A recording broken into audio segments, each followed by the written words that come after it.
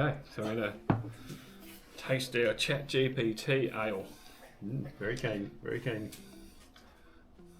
He's gone straight in for a slurp. That's delicious.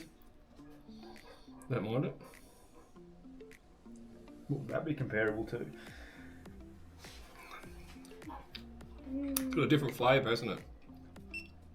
Different. It's nicer. Because of that Maris Otter. A much nicer Tui's.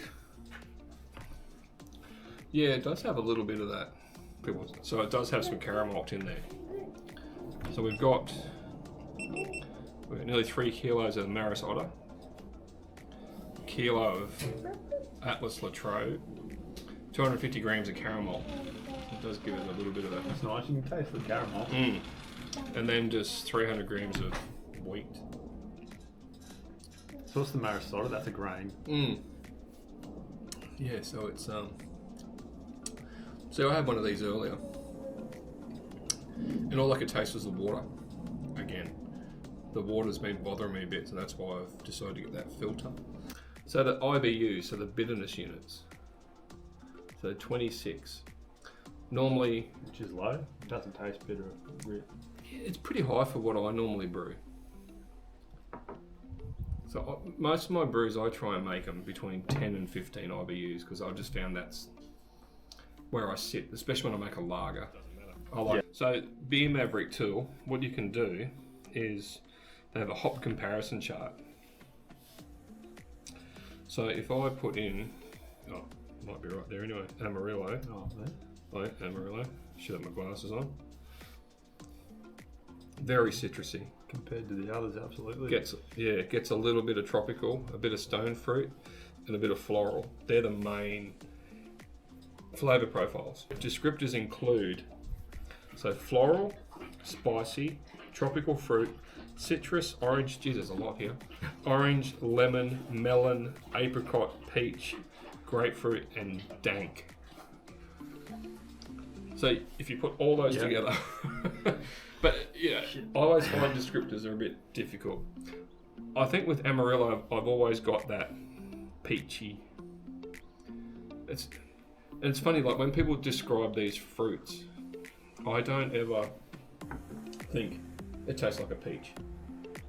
But does it taste like the skin of a peach? Or does it taste like the bit when you get closer to the seed? Or does it, but it doesn't, but that's generally, not that, I don't know if I'm getting a peach. Not the sweetness you associate with an actual peach, it's the...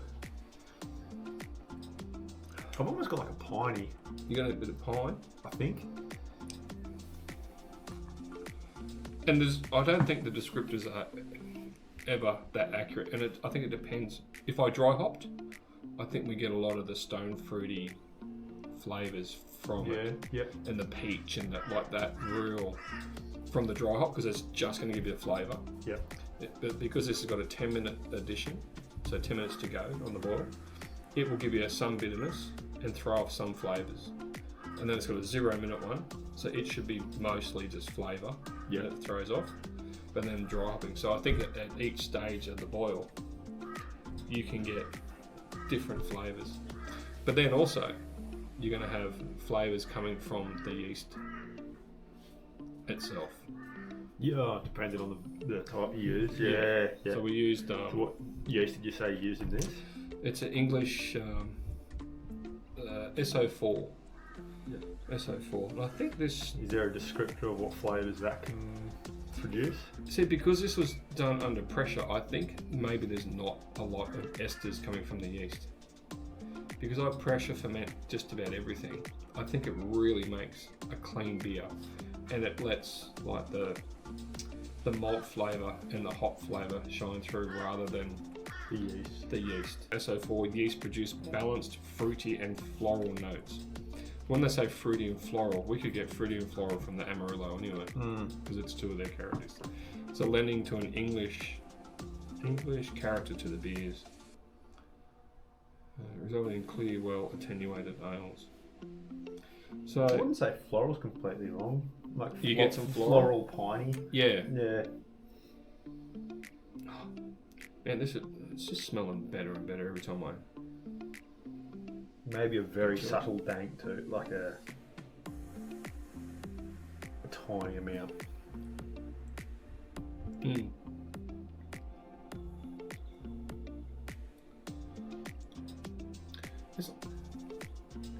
There's a lot of everything. You get flavours up front, and then different flavours as it leaves Few the back of your seconds tongue, later, sort of thing. yeah. You're like, oh, I'm getting that piney, resiny thing at the start. Then as it seems to wear off, I'm getting more of like the melon sweetness, fruity, tropical fruit type of, not tropical, Yeah. a little bit of tropical. It's not like a fucking pawpaw or something, but it's No.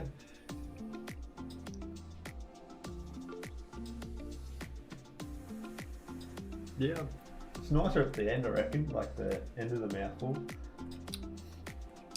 you're right. So I get a lot of floral at the start, Yeah.